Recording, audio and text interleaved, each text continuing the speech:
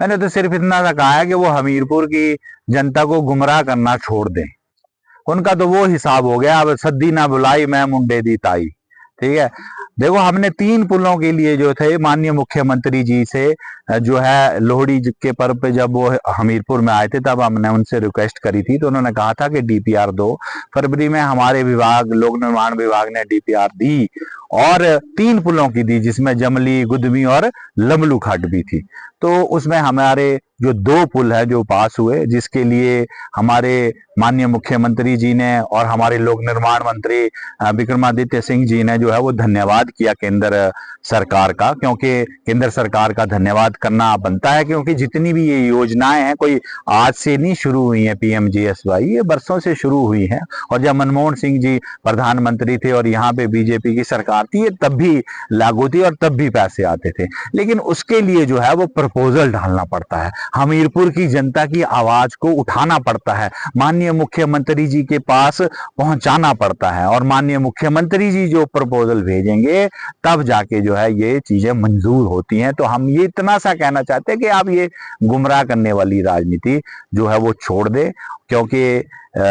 ये माननीय मुख्यमंत्री ठाकुर सुखविंदर सिंह सुक्खू जी के आशीर्वाद से है कि 14 करोड़ रुपए पूरे प्रदेश के पुलों के लिए आए, जिसमें अकेले हमीरपुर विधानसभा के लिए 6 करोड़ 95 लाख रुपए जो है वो 2 पुलों के लिए मिले, जबकि भेजे हमने 3 पुल थे। लमलू खड्ड का पुल रह गया है, उसके लिए भी हम पूर्णतया प्रयासरत रहेंगे, और वो भी हम माननीय मुख्यमंत्री ठाकुर सुखविंदर सिंह सुक्खू जी के आशीर्वाद से लेंगे। वो 17 से 20 लोग जो है वो मेरे निशाने पे हैं। मैंने कोई उनकी सूची बना के किसी हाई कमांड को नहीं भेजी, क्योंकि अब जब व्यक्ति हार जाता है तो उसकी कोई गलती रही होगी, मेरी सेवा में कोई कमी रही होगी, हमीरपुर की जनता की सेवा में कोई कमी रही होगी, और मैं लगातार कोशिश कर रहा हूँ कि अपनी सेवा को और निखारूं और लोगों के लिए समर्पित रहूं, और जिसके लिए मैंने अपना हर चीज जो है वो त्यागी है। और अभी भी मैं डटा हूं कि अपने हमीरपुर की जनता की आवाज को जो है उठाया जाए, और माननीय मुख्यमंत्री जो कि हमारे लिए एक ब्लेसिंग है हमीरपुर जिला के लिए कि वो हमारे जिला से हैं, और उनके आशीर्वाद से ज्यादा जो है हमीरपुर में विकास करवाया जाए।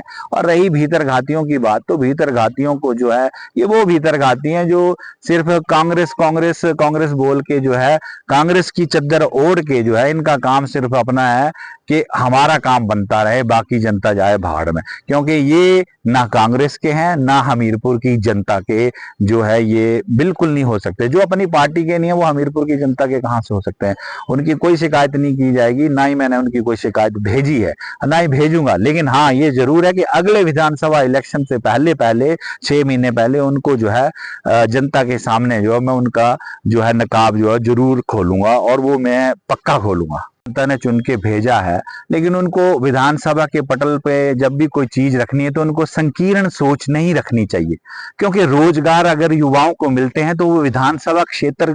को देख के नहीं मिलते हैं, वो बच्चे की उस युवा की इंटेलिजेंस पे मिलते हैं, उसने कितनी मेहनत करी है, कितने अच्छे से पेपर को लिखा, उसका क्या नतीजा रहा, उस पर वो डिपेंड करते हैं। तो पूरा हिमाचल प्रदेश का जो युवा है वो इंटेलिजेंट है, मेहनती है, और उन्होंने जिस जिस भी क्षेत्र के लोगों ने मेहनत करी होगी उनको उसका परिश्रम का फल मिलेगा। लेकिन विधायक जी को तो जयराम जी से ये पूछना चाहिए था कि जो बच्चों ने पेपर दिए थे और 2.5 साल उन्होंने रोके रखे, जितने भी JOIT और दूसरे भी पोस्ट कोड के जो पेपर के रिजल्ट थे वो क्यों रोके रखे, ये सवाल उनको पूछना चाहिए था। और रही बात कि कितने रोजगार दिए, वो मैंने आपको पूरा वो पत्र भी दिया कि कितने कितने रोजगार हमने दिए, कितने हमारे SSB के थ्रू जो है वो रोजगार मिले, कितने जो है लोगों को अपॉइंटमेंट जो मिल गई, हजारों में है।